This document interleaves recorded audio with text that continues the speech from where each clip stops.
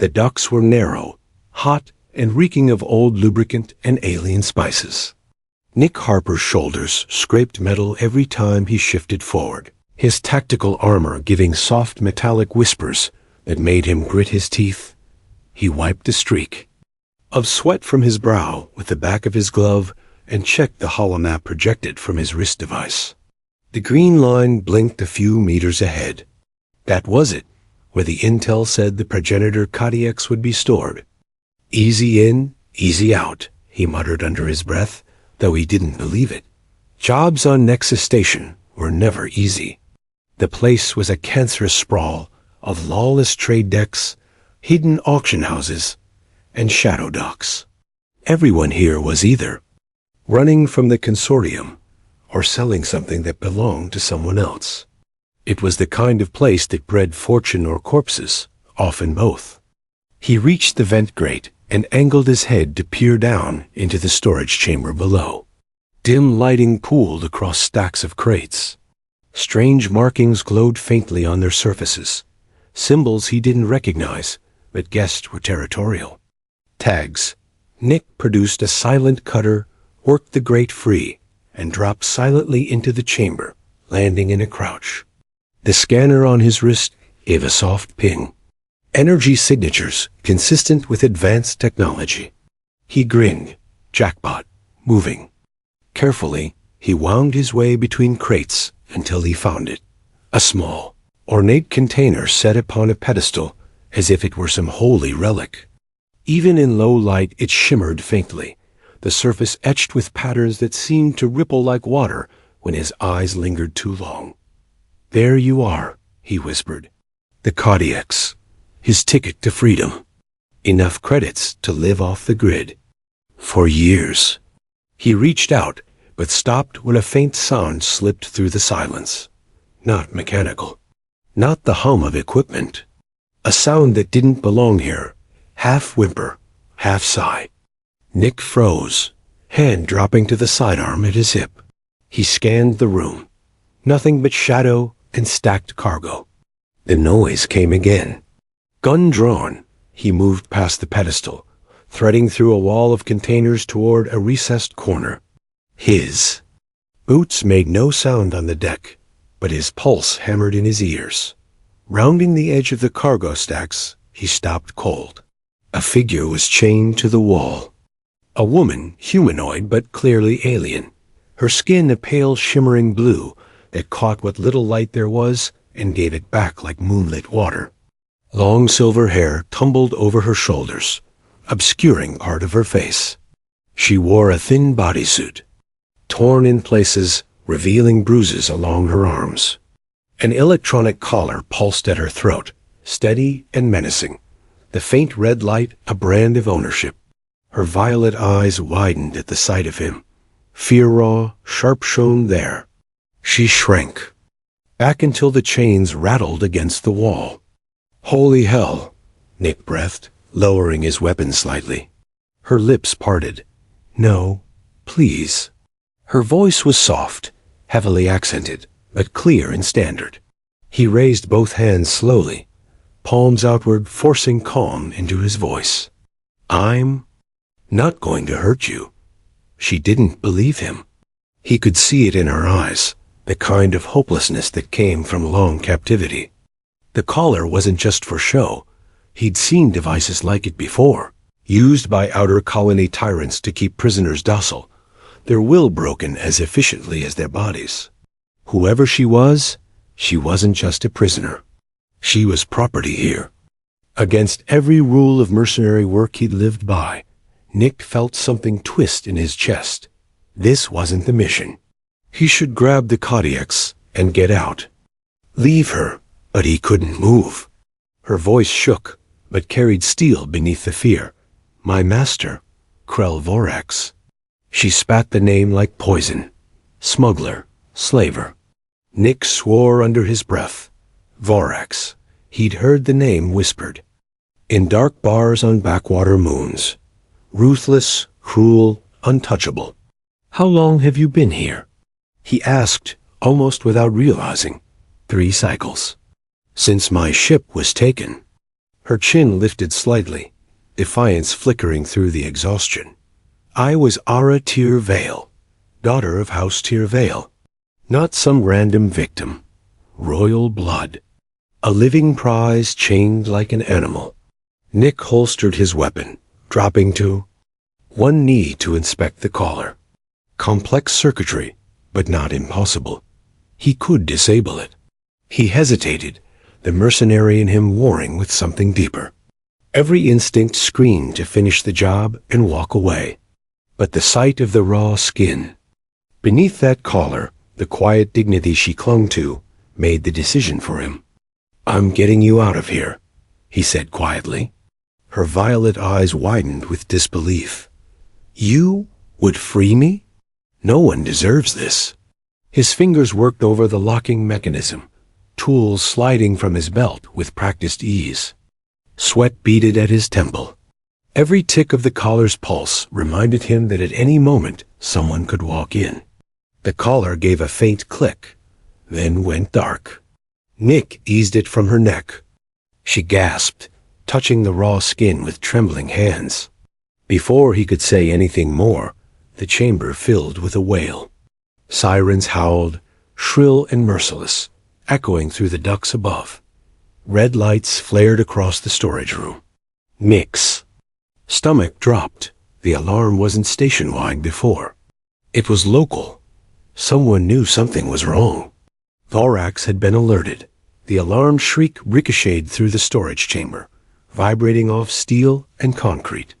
Nick swore under his breath and grabbed Ara's arm, not roughly, but with enough urgency to make her flinch before she steadied herself.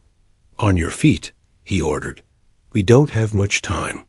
She swayed as he pulled her up. Chains clattered to the deck, broken links trailing from her wrists. For the first time since he'd seen her, she stood without restraint. Even weakened, even trembling, she held herself with a kind of innate poise, like someone who had once been used to command. The Kodiaks, she said suddenly, her gaze darting toward the pedestal. Nick followed her eyes. Damn it, the artifact still sat there, gleaming faintly like a baited trap.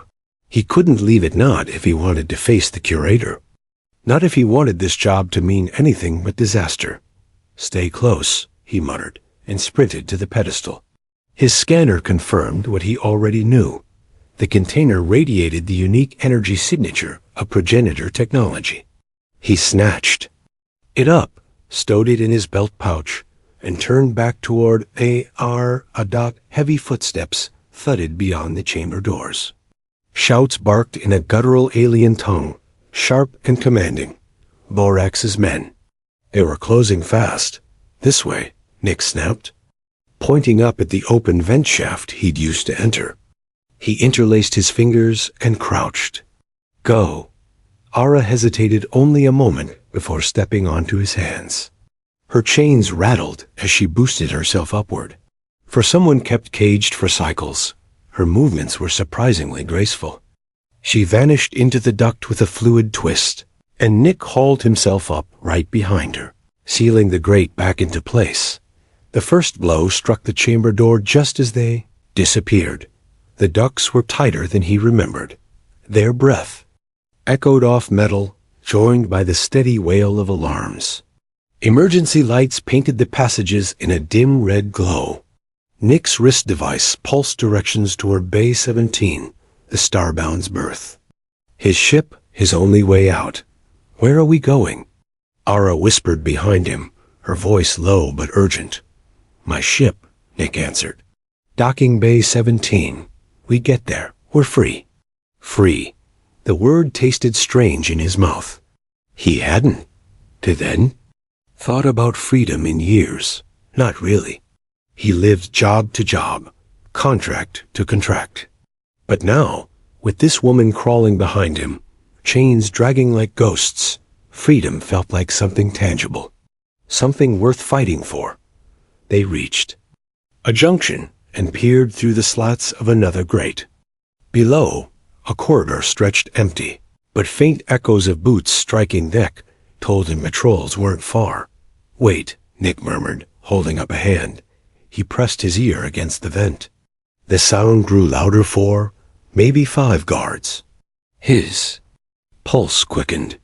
Timing was everything. The patrol passed, their guttural voices bouncing up the ductwork, then faded. Nick dropped down silently, landing in a crouch. He reached up, arms ready. "Come on." Ara slid down carefully, but her legs wobbled when she hit the floor. Nick steadied her with his hands at her waist. She was too light, malnourished. Her violet eyes met his, wide with trust and fear, and for an instant the alarms, the danger, all of it receded. "Thank you," she whispered. He forced himself to release her, throat tight. "Don't thank me yet." They moved down the corridor, keeping to shadows. Bay 17 was close. Nick's mind ticked through possible scenarios.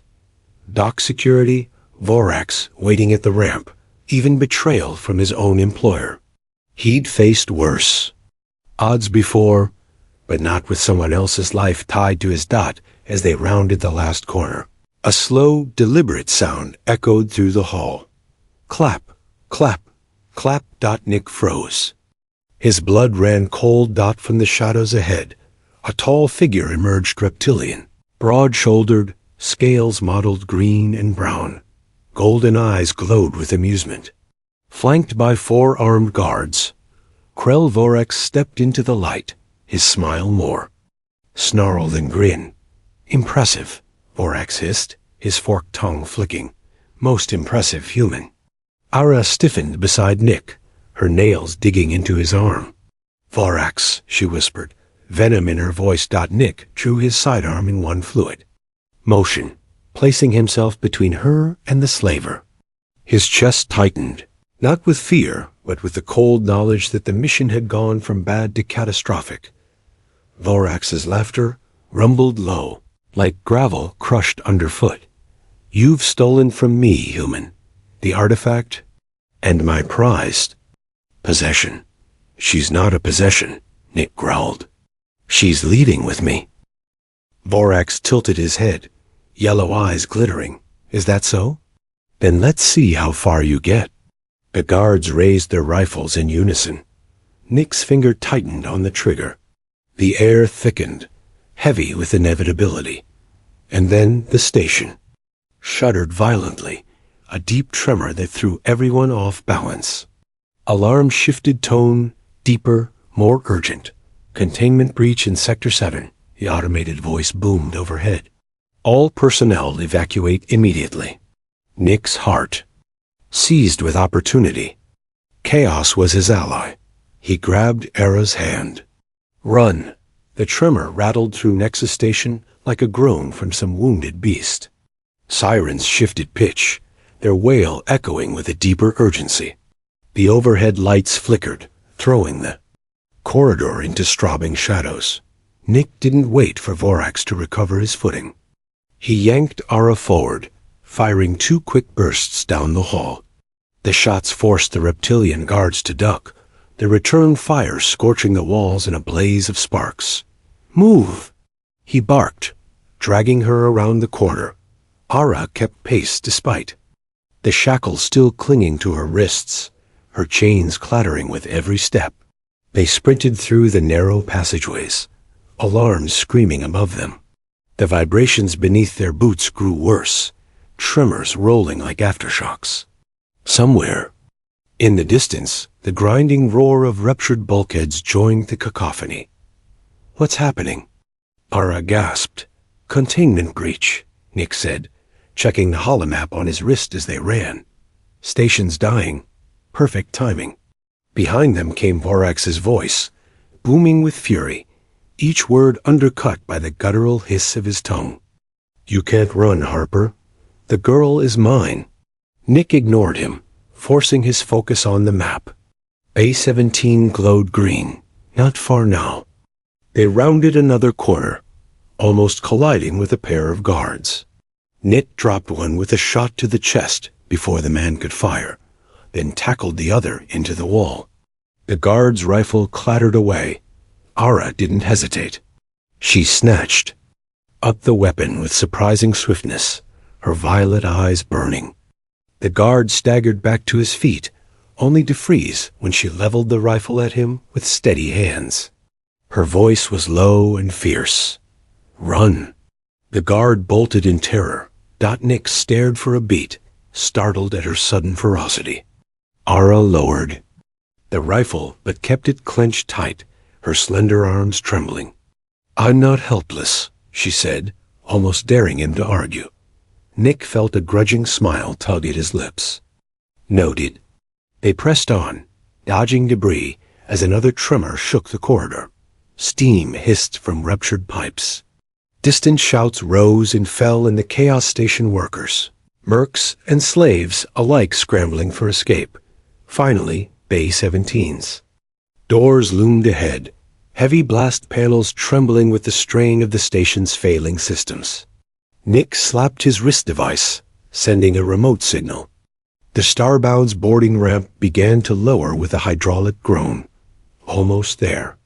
Almost clap of boots behind them. Nick spun, shoving Ara behind him as Vorax strode into view, two of his guards still with him. The slaver's yellow eyes glowed with murderous fury. Smoke and red warning lights painted his scaled features in demonic hues. "Harper!" Vorax roared, raising a massive plasma pistol. "You think you can steal from me? Both the artifact and the girl?" Nick leveled his weapon. "I don't think, Lizard." "I do." The words barely left his mouth before blaster fire filled the corridor. Nick grabbed Ara and lunged for cover behind a cargo crate. Plasma bolts scorched the metal, sparks showering them. He returned fire in controlled bursts, forcing the guards back. Ara pressed against his side, clutching the stolen rifle, her breath quick but steady. "You still got fight in you?" Nick asked without looking. Her answer came in the form of a shot that seared past his shoulder and struck one of Vorax's guards square in the chest. The reptilian soldier collapsed in a smoking heap. Nick grinned despite himself. "Guess that's a yes." Another tremor rocked the corridor, nearly knocking them both off balance. The walls groaned as if the whole station were ready to tear apart. "Harper!" Vorax's voice thundered again, closer this time. "There's nowhere you can run. Hand her over, and I'll make your death quick." Nick glanced at Ara.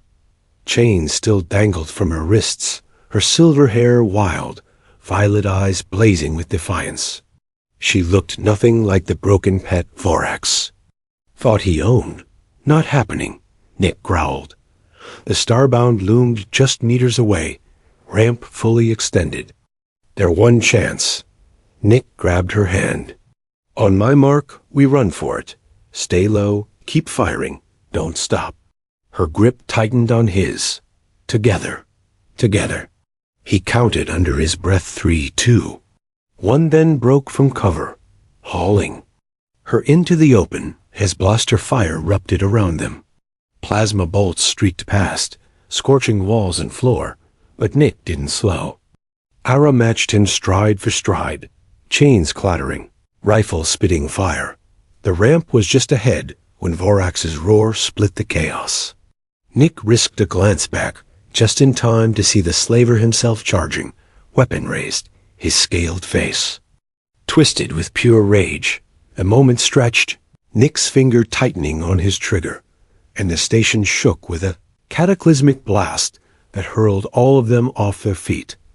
The blast knocked the breath out of him. Nick slammed into the Starbound's ramp, the metal biting into his ribs as sparks cascaded from ruptured conduits overhead. He rolled to his knees, dragging Ara up beside him. Her violet eyes were wide, her silver hair matted with sweat and grime, but she was alive. That was enough. Inside, Nick barked, shoving her toward the hatch. Plasma bolts scorched the ramp as Vorax roared orders in his guttural tone. One of his guards lunged up the incline, only to be cut down by Ara's steady rifle fire. Her aim was true, cold fire in her gaze. Nick slammed the hatch control as they staggered inside. The ramp lifted with agonizing slowness. Vorax's scaled face the last thing Nick saw before the door sealed them in. "Strap in," he growled, sprinting for the cockpit. The ship rattled beneath him as another explosion rocked Nexus Station. He dropped into the pilot's chair, fingers dancing over controls, coaxing life into the Starbound's battered systems. Engines flared, thrusters groaned, and with a violent lurch, they tore free of the docking bay. The viewport filled with chaos. Nexus Station, breaking apart in a cascade of fire and debris. Whole sections sheared off, spinning into the void. Emergency pods spewed from docking bays like frantic insects. Amid the wreckage, a sleek predatory vessel emerged, its silhouette razor-sharp and unmistakable. Vorax's ship. "Of course," Nick muttered. "Couldn't just let us go?" The cum crackled, Vorax's voice a venomous hiss. "Harper."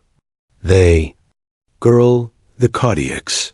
Hand them over, or I'll peel the flesh from your bones while she watches." Nick cut the transmission with a flick of his wrist. "Not happening."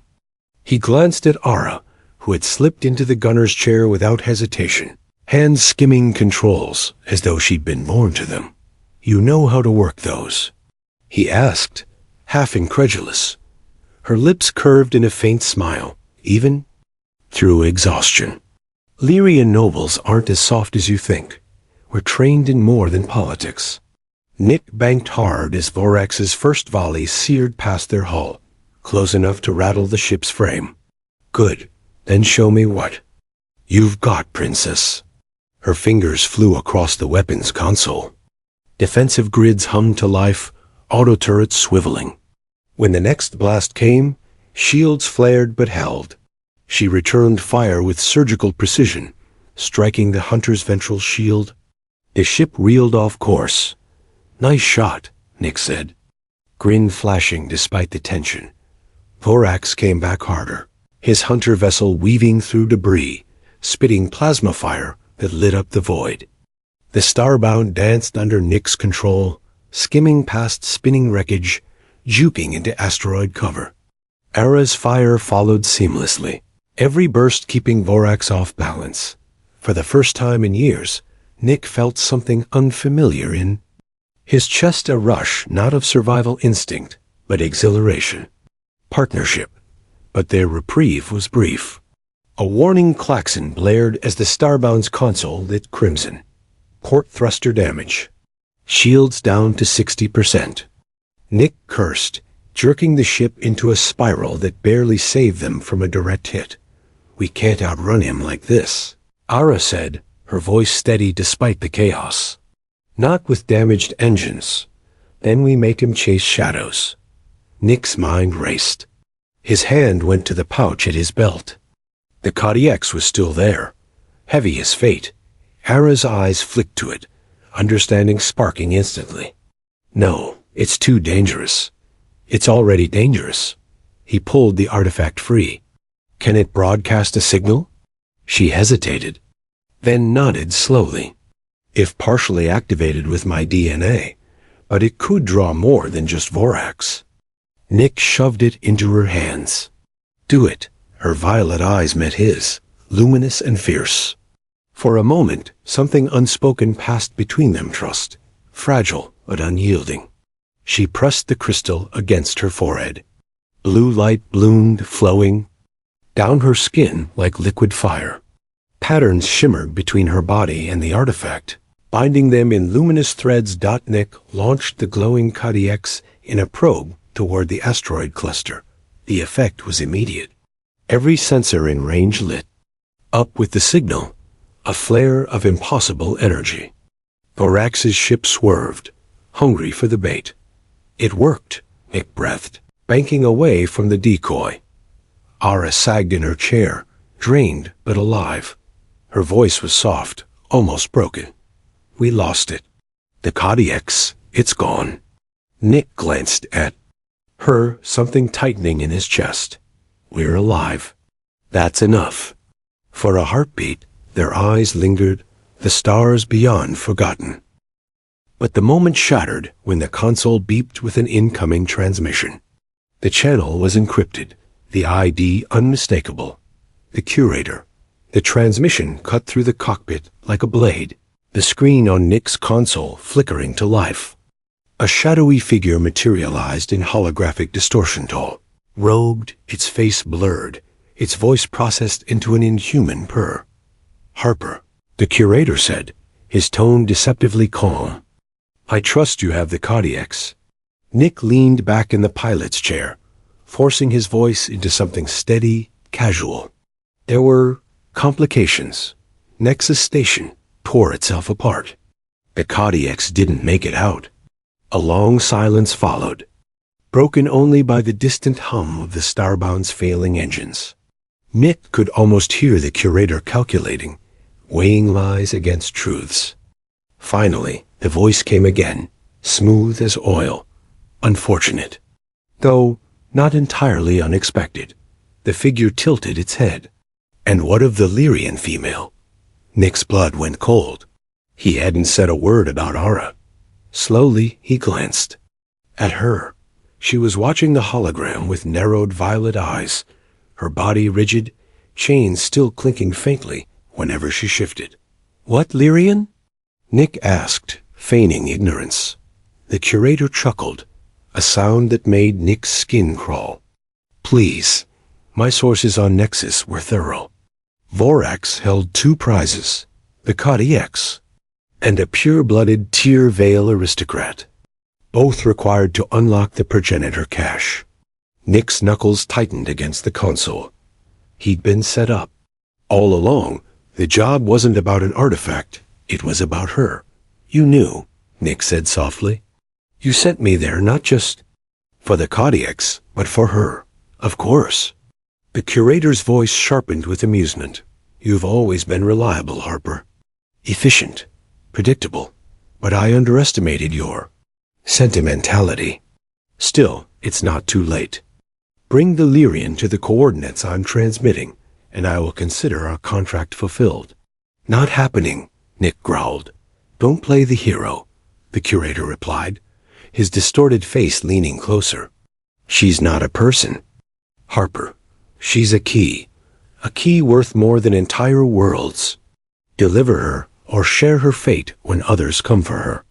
The hologram winked out, leaving silence behind. Nick stared at the empty space for a long moment, his fists clenched. "Problems with your employer?" He spun at the voice. Aura stood in the cockpit doorway, damp hair falling around her shoulders, wearing one of his spare shirts that hung to her thighs. Her eyes burned with quiet fury. "I heard enough," Nick swallowed. "The curator wants you. He knew about you from the start." She stepped closer, her bare feet silent on the deck. "And will you give me to him?" Her voice was careful, level, but underneath it quivered something fragile. Nick met her gaze, steel in his voice. "No, I'm a mercenary, not a slaver." For a heartbeat, neither of them moved. Relief softened her features, and for the first time since he'd unshackled her, she looked unburdened. She crossed the cockpit, laid her hand over his on the console. "Then what will we do?" Before Nick could answer, the proximity alarm shrieked. He cursed, eyes darting to the sensors. A sleek signature was closing in Vorax's hunter ship, engines burning hot. "That's impossible," Nick muttered. "He couldn't have tracked us." But Ara's face paled. "Unless—" Nick's hand shot to the base of his neck. His fingers brushed against a hard lump buried under the skin. Cold realization hit him like a knife. Tracking device. He spat. The curator must have slipped it in during our last meeting. "Can you remove it?" Ara asked, her voice tight. "Not without proper gear." He slammed his fist against the console in frustration. The Starbound shuddered under another tremor from its wounded thrusters. "We can't outrun him like this." Her hand covered his again, steady, firm. "Then we don't run. We find another way." Nick turned, meeting her eyes. And in them, He didn't just see fear, he saw resolve. A courage that cut through the despair of her captivity. A spark that refused to die. A dangerous idea formed in his mind, wild and reckless. He almost laughed at himself. I have a plan, but it's risky. For the first time since it met her, she smiled. A small, genuine curve of her lips that transformed her face. I'm beginning to think those are the only kind of plans you make. Nick couldn't help but return the smile. He turned back to the console, plotting a new course. There's a smuggler's moon in this system. Helios. It's neutral ground, protected by the guilds. Vorax won't dare follow us there, not without painting a target on his own back. Era's gaze lingered on him, her violet eyes softer. Now, then let's go to Helios. Nick nodded, engaging what was left of the Starbound's thrusters. As the stars stretched before them, his pulse hammered with more than adrenaline. For the first time in years, he wasn't just running from something. He was running towards something, though whether it was safety, damnation, or the girl beside him, he couldn't yet tell. The Starbound limped through the darkness like a wounded predator, her thrusters groaning with every adjustment.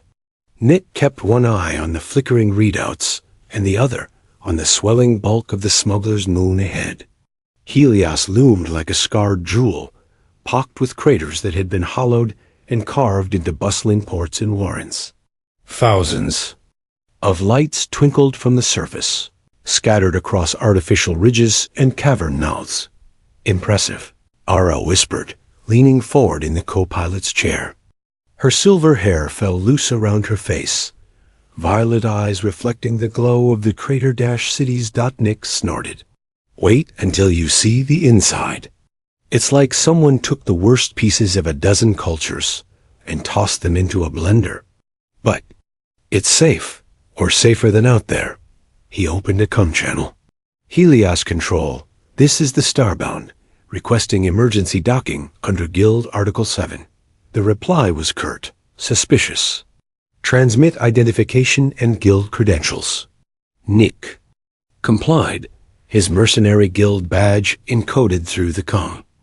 A tense pause followed, and then, Starbound, you are cleared for docking at Bay 42.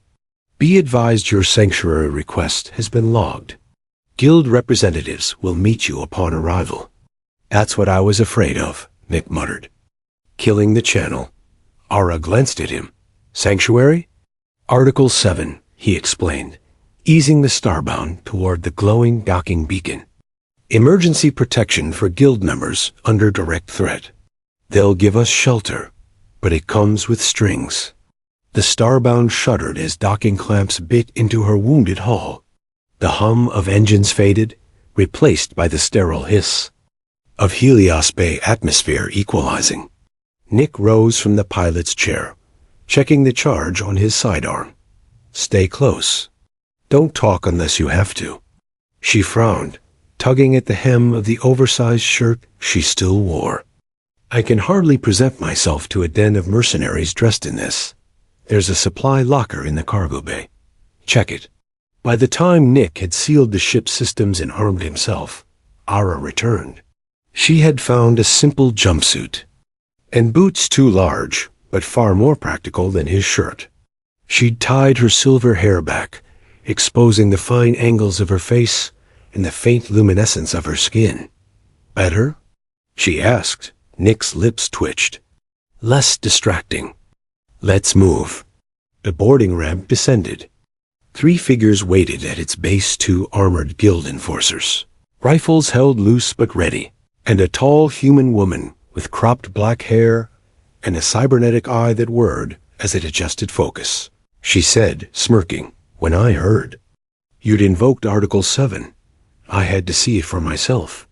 You must be desperate. Maya, Nick said tightly. Still running security for this rock? She tapped the insignia on her armored shoulder. Guild Marshal these days. Times change. Her cybernetic eye lingered on Ara, scanning. And who's your blue-skinned friend? She doesn't exactly scream. Casual passenger. She's under my protection, Nick replied flatly, shifting subtly to block Maya's line of sight. Maya's smirk deepened. Illyrian, rare commodity these days. Interesting company you keep. She gestured down the bay. Come on, we'll talk somewhere private. They followed through Helios' chaotic corridors, a clash of architecture and cultures mashed into. A single lawless hive. Merchants hawked glittering wares from stalls carved into the rock. Drunken spacers brawled in doorways. Alien gamblers barked wagers in tongues Nick didn't recognize. Ara walked close, wide-eyed at the sensory overload. This place is overwhelming, she whispered. Stay close. And don't stare at the VORs, Nick murmured back. They take it as a challenge. Maya led them into a fortified chamber bearing the guild's insignia. Inside, she dismissed her guards with a flick of her hand, then leaned against a console. Arms folded. Her cybernetic eye pulsed as it focused first on Nick, then Ara. You've pissed off Krell Vorax, one of the nastiest smugglers in the sector, Maya said. And you're parading around with a Lyrian noble like she's a trophy. Care to explain how deep in the void you've landed yourself? Nick's jaw tightened. He gave her the abridged version. Nexus Station, the Kodiaks, Ara's rescue. Vorax's pursuit. He left out the curator's interest for now. Maya listened without interruption, her expression unreadable. When he finished, she sighed, shaking her head. You always did attract trouble, and this time, Harper, you might have stumbled into something bigger than both of us. What do you mean? Ara asked softly. Maya's cybernetic eye whirred as she studied her. Word is, Lyrians are being hunted. Not by slavers alone. Someone's orchestrating it: bounties, kidnappings, disappearances. And it's not just about your bloodline's connection to progenitor tech. There's talk of a resistance movement. One that your house may have been tied to? Ara stiffened, her voice steady despite the tremor beneath it. House Tyr Vale has always fought. For our people. But I've been Vorax's prisoner for 3 cycles. If there is resistance, I wasn't part of it. Maya nodded slowly, though her gaze lingered with suspicion. Fair enough. But you'd better learn quick, because the galaxy thinks you're worth killing for. She turned to Nick, lowering her voice. And as for your employer, the curator? He's not some eccentric collector. He's tied directly to the consortium's upper echelons. If he wanted your Lyrian friend, it wasn't for private reasons. Nick felt a chill slide down his spine. Pieces were falling into place, too many of them pointing to the same truth. He hadn't just stolen an artifact and freed a prisoner. He'd set himself against the kind of power that could topple empires. Maya's eye whirred again, focusing on the doorway.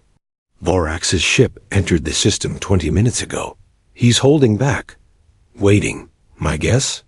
He knows you're here. Era's hand tightened around Nick's arm.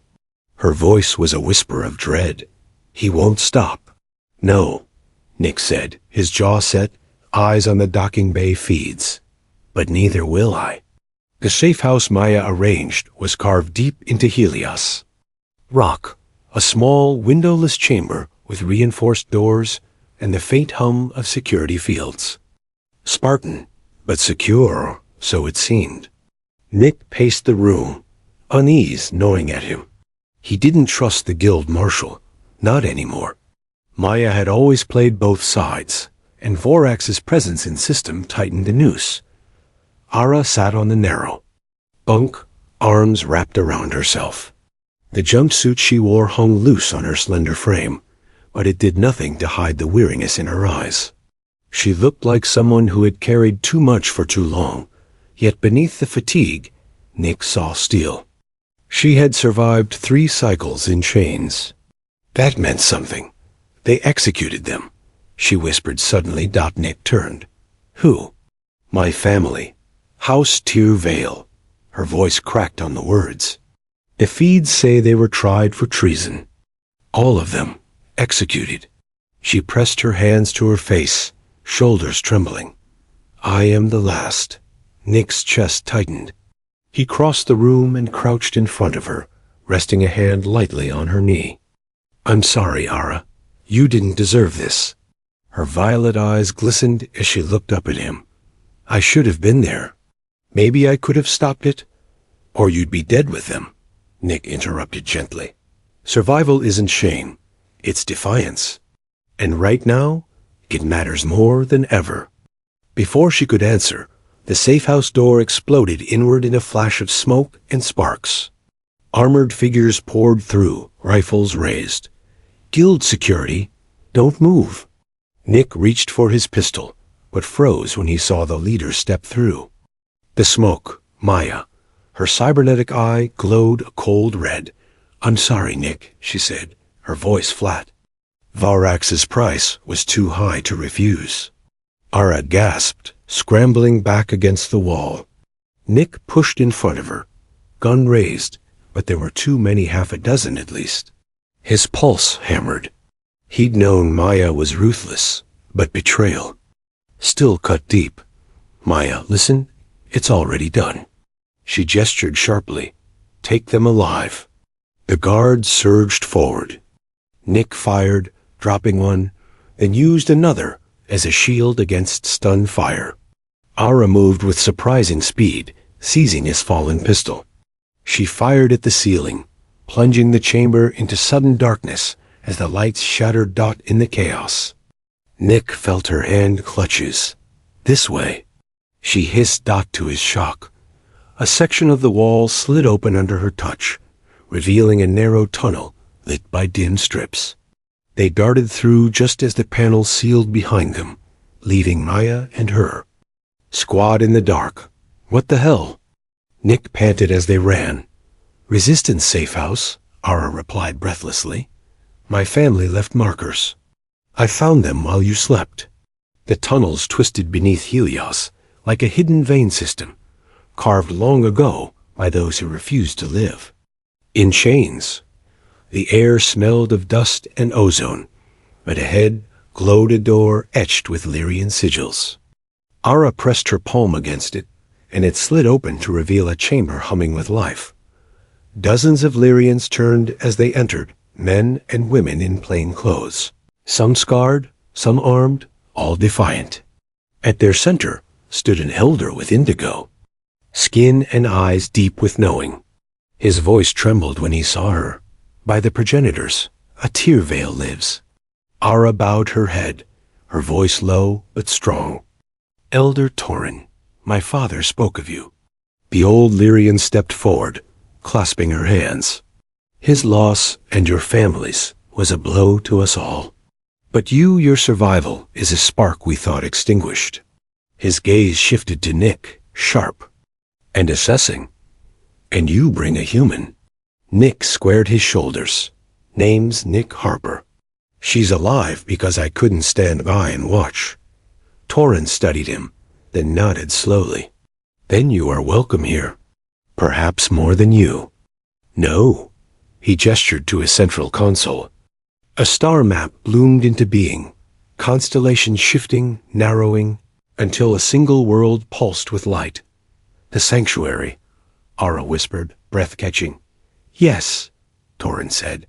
The last progenitor world, untouched for millennia. Your father entrusted its location to us. But entry requires blood Lyrian and something more. Our research suggests humans share markers closer to the progenitors than any race, perhaps even direct descent. Nick felt the words hit like a shockwave. That's impossible. Is it? Torin countered softly. Your adaptability, your defiance, your relentless will to survive. These are progenitor traits. The consortium fears it. That is why they seek to destroy the sanctuary, not awaken it. Ara turned to Nick, her hand finding his. Her voice was steady, though her eyes shimmered with the weight of destiny. Then it's us. We are the key. Before Nick could answer, alarms blared across the resistance chamber. Torin rushed to another console, his voice grim. consortium fleet inbound, and Vorax with them. The elder turned back, eyes burning. With urgency. It's time. You must go to the sanctuary. Awaken them before the consortium destroys it. Nick met Era's gaze. Her silver hair glowed faintly in the emergency lights, her chains still hanging from her wrists like broken cymbals. He squeezed her hand, a fierce resolve hardening in his chest. I'm in, he said. The resistance chamber erupted into motion. A stealth ship was prepped, coordinates set. Nick and Ara stood at the threshold, ready to step into a future that might change the galaxy or end them both.